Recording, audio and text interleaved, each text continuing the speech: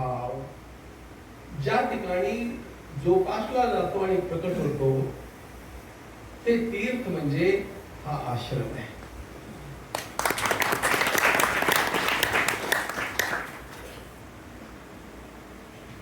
आपला हा वारकरी संप्रदाय हा वैष्णवांची मांदियाळी प्रमाण मानून चालणारा संप्रदाय आहे. पण या सगळ्या वैष्णवांनी जो भक्तिरस प्राप्त केला त्याचं मूळ वेदांच्यामध्ये आहे. आणि म्हणून या ठिकाणाबद्दल मला आरंभापासून पराकोटीचा आदर राहिलेला आहे. आपल्याला स्मरत असेल, एरवी तर वेळोवेळी मी या ठिकाणी इथंच गेलो, पण माझ्या 75चा कार्यक्रम जेव्हा या ठिकाणी आयोजित केला तेव्हा माऊलींची आणि स्वामींची पूजा केल्यानंतर मी या ठिकाणी पहिल्यांदा दादाच्या दर्शनाकरता आलो आणि त्यांचा सत्कार करून नंतर बाकीचे कार्यक्रम आरंभ करण्यात आले. याचं कारण अशा प्रकारचं आहे की एखादा विचार, एखादा प्रवाह सांगोपांग जपणं ही एक गोष्ट वेगळी असते आणि त्याच्या एकांशावरती आपली उपजीविका चालवणं ही गोष्ट वेगळी असते. नामाचा महिमा अपार आहे, पण वेदांचं महत्व कमी नाही. आपला वारकरी संप्रदायच केवळ नव्हे, संपूर्ण भारतामध्ये जी भक्ती परंपरा आहे ती भक्ती परंपरा श्रीमद भागवतावरती आधारलेली आहे. आणि श्रीमद भागवत काय आहे? निगमकल्पतरोर गलितं फलम शुकमुखादमृतद्रव संयुतम पिबत भागवतं रसमालयं मुहुर्हो रसिका भुवि भावुका. हे श्रीमद भागवताच्या अंतर्गत श्रीमद भागवताचं आलेलं वर्णन आहे. आणि त्यामध्ये श्रीमद भागवत हे फळ आहे, अत्यंत सुंदर रसमय अशा प्रकारचं ते फळ आहे. पण त्याची मूळ वेदांच्या मध्ये निगमकल्पतरोर गलितं फलम. निगम म्हणजे वेद आणि या वेद रूप वृक्षावरती लागलेलं हे फळ आहे.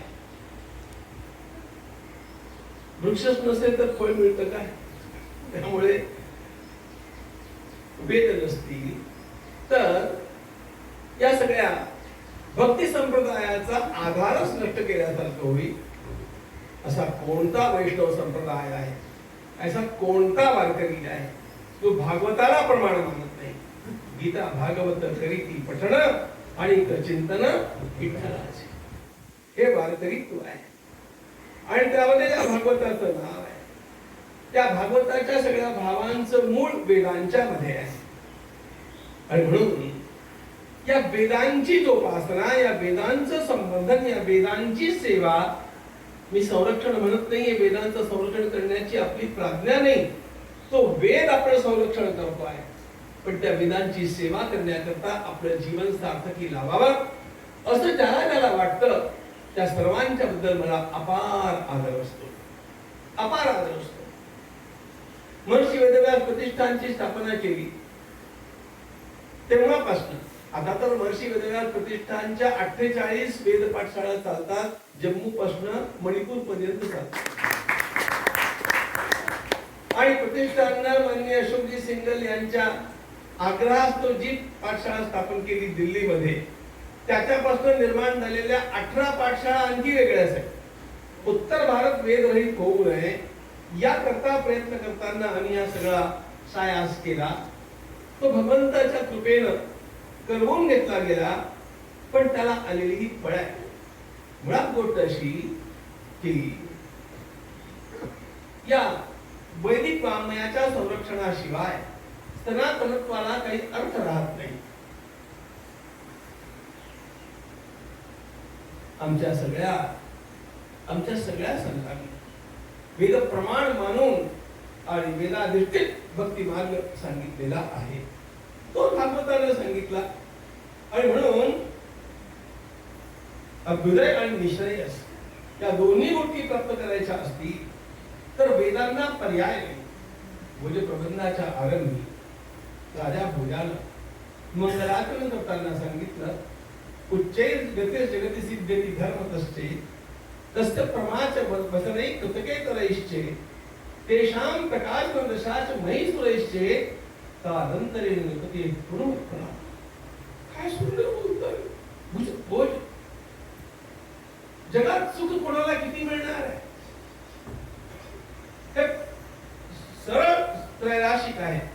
आपण जितकं धर्माचं पालन केलं असेल तितकं सुख आपल्याला मिळणार असतं.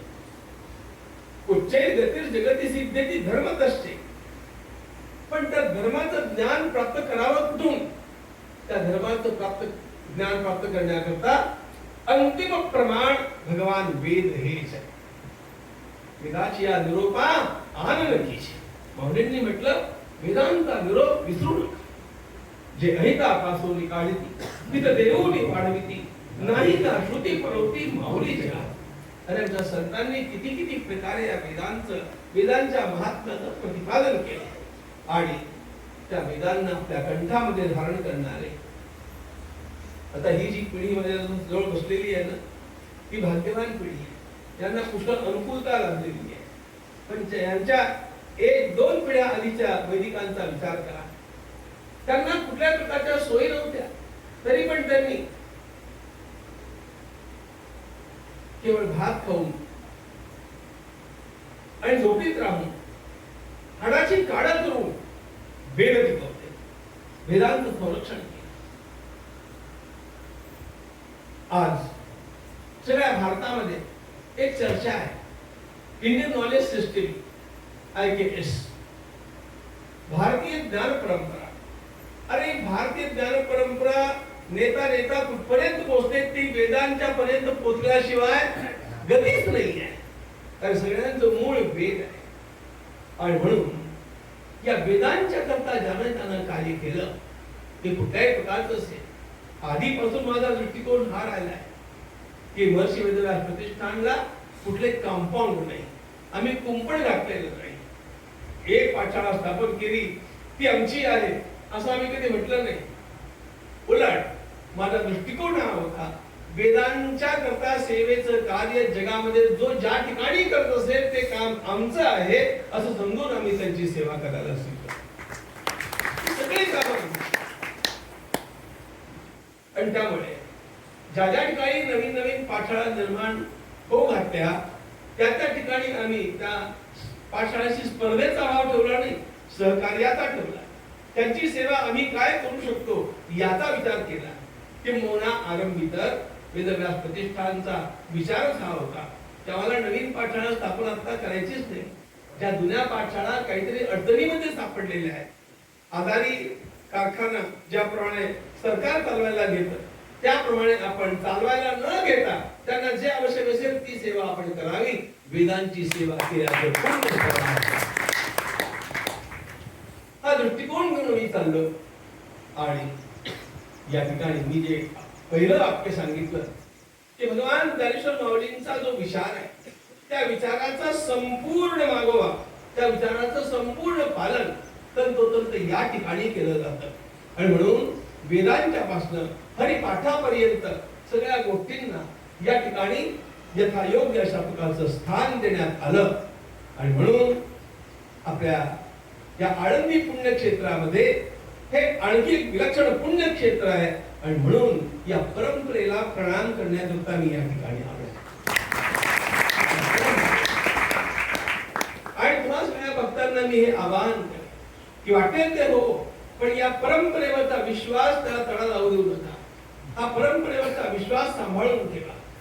आपल्या गुरु परंपरेवरती ज्याचा विश्वास असतो तो जगात कधीच नागावला जात नाही, तो कधी आडमार्गाला जात नाही आणि तो कधी भांबावत पण नाही. त्यामुळे अशा प्रकारची निष्ठा आपल्या गुरु परंपरेवरती असावी ही फार महत्वाची गोष्ट आहे. आणि या गुरु परंपरेचं किती कौतुक करावं. अरे परमार्थ केला पाहिजे तो परमार्थ बुद्धिवरती सुद्धा टिकलेला परमार्थ असायला हवा. म्हणून विचारसागराचं चिंतन, वृत्ती प्रभाकराचं चिंतन, अशा प्रकारच्या वेदांताचा विचार करणारे अन्य कोण आहेत मला दाखवा ना. आणि म्हणून मला या स्थानाचं अपरंपार असं महत्व वाटतं. अपरंपार महत्व. केवळ श्रद्धेनं, केवळ भक्तीनं केलेला परमार्थ पण मी चांगला समजतो. तो सुद्धा त्याज्य नाही आहे. परमेश्वराने ज्याला जी कुवत दिली तो त्याच्या कुवतीप्रमाणे परमार्थ करो. पण पुढल्या पिढ्यांना जर आपल्याला हा परमार्थ शिकवायचा असेल, त्यांच्या गळी उतरवायचा असेल, तर त्यांच्या लॉजिक मध्ये बसेल, त्यांच्या तर्कामध्ये बसेल, अशा प्रकारे तो परमार्थ सांगता आला पाहिजे. आणि त्याकरता वेदांताचं पांत अध्ययन जसं या ठिकाणी होतं तसं होणं अत्यंत आवश्यक आहे. कधी कधी तर मला असं वाटतं, आणि पूज्य रंगनाथ गुरुजी परभणीकर हे त्याला प्रमाण आहे. प्रस्थानत्रयीचं सगळ्या प्रकारे चिंतन केलेल्या लोकांना सुद्धा वेदांताचं ते आकलन होत नाही ज्याचं रंगनाथ गुरुजींना होतं. ग्रंथांच्या वाचनाला पण ते होत नाही जे त्यांना होतं. आणि म्हणून अशा प्रकारचा विलक्षण महात्मा ज्यांच्या प्रेरणा स्थानी आहे, अशा प्रकारचा हा वटवृक्ष सातत्यानं असाच कोपावर जावो, अशा प्रकारची शुभता आम्हाला देण्याकरता आम्ही या ठिकाणी आलो. त्याची सेवा करण्याची संधी आम्हाला मिळो, अशा प्रकारची ही ग्वाही देण्याकरता या ठिकाणी आलो. आणि फार फार कौतुक करण्याकरता आपण आलो सौभाग्यवती सारिका ताईंचं. त्यांनी मनोबोधाचं जे रूप आपल्या समोर ठेवलंय ना, ते फार अद्भुत आहे. सर्वात पहिल्यांदा मनाच्या श्लोकाचं महत्व आपल्याला कळलं पाहिजे. आपण त्याला मनाचे श्लोक म्हणता, मी माझ्या भाषेमध्ये त्याला मनोबोधोपनिषद अशा प्रकारचं नाव दिलेलं आहे. मनोबोधोपनिषद अशाच प्रकारे मी त्याचं वर्णन करतो. आणि हे मी सगळ्या कसोट्या लावून सिद्ध करण्याकरता तयार आहे. वेदांच्या मध्ये ज्या प्रकारचा वेदांत विचार आलाय तो सगळा वेदांत विचार, पण उपनिषदांच्या मध्ये न आलेला व्यवहार विचार, नीती विचार, हा सगळा आपल्याला त्या एका मनोबोधामध्ये मिळेल, मनाच्या श्लोकांच्या मध्ये मिळेल. मनाची शते ऐकता दोष जाती, मती कुंतते साधना योग्य होते, चढे ज्ञान वैराग्य सामर्थ्य अंगी, म्हणे दास विश्वासता मुक्ती भोगी. अरे काय आहे या मनाच्या श्लोकामध्ये? समर्थांनी मनाचे श्लोक का लिहिले याचा विचार केला पाहिजे. फकीर सकाळी चाफळच्या आसमंतामध्ये त्यांचा सुसुणाट तेव्हाही होता आणि ते जात जात हिंडायचे. आणि त्यामुळे रामदासी तरुणांनी विचारलं समर्थांना, आम्हाला पण गाण्यासारखं काहीतरी पाहिजे. आणि समर्थांनी सरळ बसून ते मनाचे श्लोक लिहिले आहेत. त्याची चाल काय आहे, किती धीरोदात्त. मना सज्जना भक्ती पंथेची जावे, हरी श्री हरी पाविये तो स्वभावे, जनी निंदते सर्व सोडून द्यावे, जनी वंदते सर्व भावे करावे.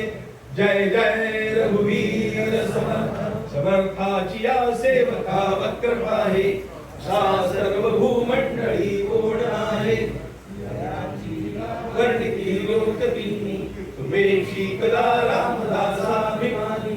जय जय रघुवीर समर्थ. आमच्या लहानपणापासून प्रभात फेरीमध्ये आम्ही सगळं गात गेलो आणि त्याचा इतका जड संस्कार अंतःकरणावरती झाला. त्यामुळे एक लक्षात ठेवा, आपल्या समोर जर एखाद्या राष्ट्राला समाजाला विजयी व्हायचं असेल तर विजयाची देवता समोर असावी लागते. भगवानची नाम हे विजयाची देवता आहे. समर्थांनी त्याचं वर्णन करताना, प्रभू रामचंद्राच्या कथेचं वर्णन करताना रक्षिता देव देवांचा त्याचा उत्सव मांडलेला. रक्षिता देव देवांचा, देवांचा रक्षिता देव. देव सुद्धा बंदीखान्यात पडलेले असताना ज्यांना सोडवले त्या प्रभू रामचंद्रांची आम्ही उपासना करतो. तो समर्थ आहे, तो समर्थ, आम्ही त्याचे आहोत. आणि म्हणून जोपर्यंत आपल्या समोर विजयाची आकांक्षा नसते, आम्ही सुद्धा विजयी होऊ शकतो ही मनोधारणा नसते, तोपर्यंत समाजामध्ये जागृती निर्माण नाही करताय. ती सगळी जागृती निर्माण करण्याकरता त्या मनोबोधाची रचना झाली. आणि म्हणून मी तर त्या लोकांना भाग्यवान समजतो ज्यांना लहानपणापासून मनोबोधाची गुटी मिळाली. गुटी गुटी ना, तुम्हाला मिळाली की नाही मला ठाऊक नाही, मला मिळाली ही गुटी. ती बाळ गुटी ज्याला मिळते ना तो आयुष्यामध्ये फार आजारी पडत नाही. एखाद दुसरा आजार आला गेला असं असतं, पण बाळ गुटी ज्याला बाळपणी मिळाली त्याचं आरोग्य उत्तम राहतं. त्याप्रमाणे मनोबोधाची बाळ गुटी ज्याला लहानपणी प्राप्त झाली त्याचं बौद्धिक आणि मानसिक आरोग्य आयुष्यभर चांगलं राहिल्यास राहणार.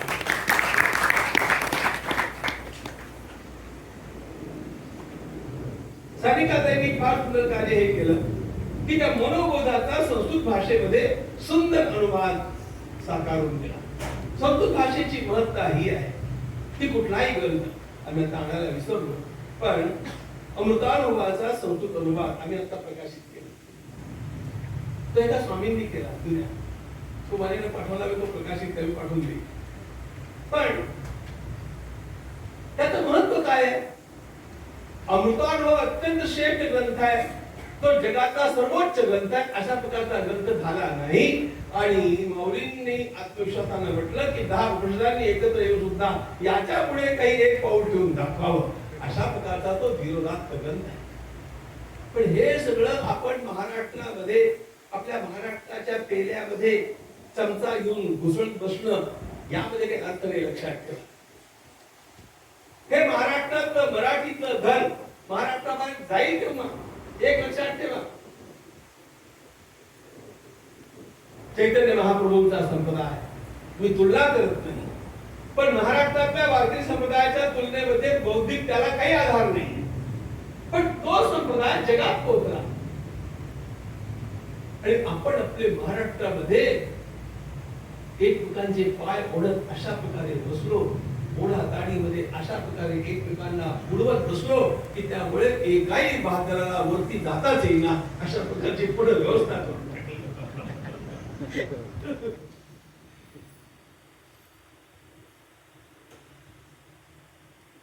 बोलू नये, पण मला एक उदाहरण आठवतं.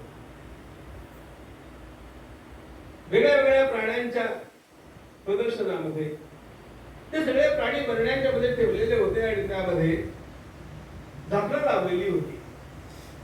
पण खेकड्यांची जी बरणी होती त्याला झाकण नव्हतं. एकाने विचारलं याला झाकण का नाहीये, कारण हे पुढे बाहेर जाणारच नाही. हे कसं बाहेर जाणार नाही? तर एक वरती चढायला लागलं की त्याचे पाय ओढले तर 10 उभे राहतात, खाली होणार, बाहेर जाऊ देतच नाही.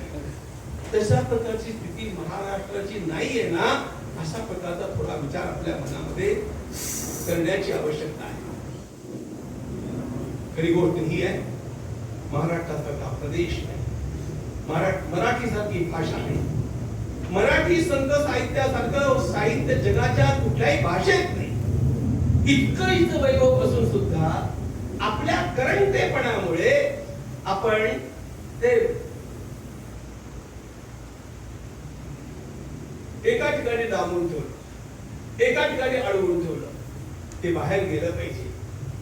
संस्कृत भाषेमध्ये मनाच्या लोकांचा झालेला हा अनुवाद जेव्हा एखादा काश्मीर मधला पंडित वाचेल, जेव्हा तामिळनाडूतला कोणी वाचेल, तेव्हा त्याला कळेल समर्थ काय आहे.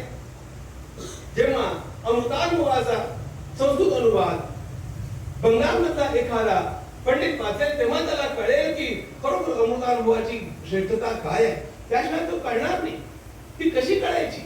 आणि म्हणून संस्कृत हीच भारताची खरी खुरी लिंक लँग्वेज राष्ट्रभाषा असल्यामुळे, सांस्कृतिक राष्ट्रभाषा असल्यामुळे संस्कृत मध्ये अनुवाद झालेला ग्रंथ संपूर्ण देशामध्ये पोहोचतो, देशातल्या पंडितांच्या मध्ये पोहोचतो. अरे काश्मीरच्या मम्मटानं काव्य प्रकाश लिहिला, आम्ही तो महाराष्ट्रात वाचतो, तो बंगालमध्ये वाचला जातो, तो तामिळनाडूत वाचला जातो. बाबा वाक्यम प्रमाणम, हे बाबा म्हणजे आमचे पांडे बाबा, त्यांनी महाराष्ट्रातले, ते पुणतांब्याचे, पंढरपूरचे, त्यांनी ते धर्मसिंधू लिहिला. पण तो धर्मसिंधू त्यांनी लिहिलेला संपूर्ण देशामध्ये प्रमाण मंडळ का? संस्कृत मध्ये असल्यामुळे. आणि त्यामुळे सारिकाताईंचं करावं तितकं कौतुक फार थोडं आहे.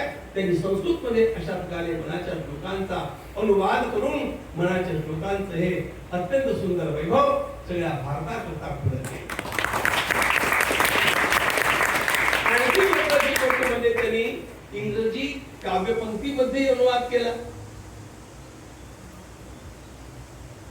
खरोखर इंग्रजी भाषा संस्कृत भाषेच्या पुढे भिकार भाषा याबद्दल शंकाच नाही. पण काय असतं, मुलांच्या बोलीने बोलावे. आपल्या पुढल्या पिढ्यांना जर ही सवय लागलेली असेल की त्यांना इंग्रजी सांगितलेलं सोपं वाटतं, तर तसं का होईना तुष्यतु दुर्जन न्यायानं इंग्रजी का होईना पण ते वाचा, म्हणजे मनाच्या श्लोकांचं वैभव तुम्हाला कळेल आणि किती थोर विचार या ग्रंथामध्ये तुम्हाला असेल. त्या सगळ्या गोष्टींनी केले गेलेले उपक्रम आणि या ठिकाणी चाललेलं हे शिबिर त्याची तर मला माहितीच नव्हती. अशा प्रकारची सुंदर शिबिर आयोजित करणं आणि त्यातनं पिढ्यानपिढ्या पुढल्या पिढ्यांना संस्कार देत राहणं हे खरोखर धर्म कार्य आहे. आश्रमांनी हेच काम केलं पाहिजे, मंदिरांनी हेच काम केलं पाहिजे, प्रत्येक धर्माचार्याने हेच काम केलं पाहिजे. ते या ठिकाणी चालताय, पिढ्यानपिढ्या चालताय. आज 87व्या पुण्यतिथीच्या अवसरी खरोखर या उपक्रमांची नीट माहिती होऊन मला या उपक्रमामध्ये सहभागी होता आलं.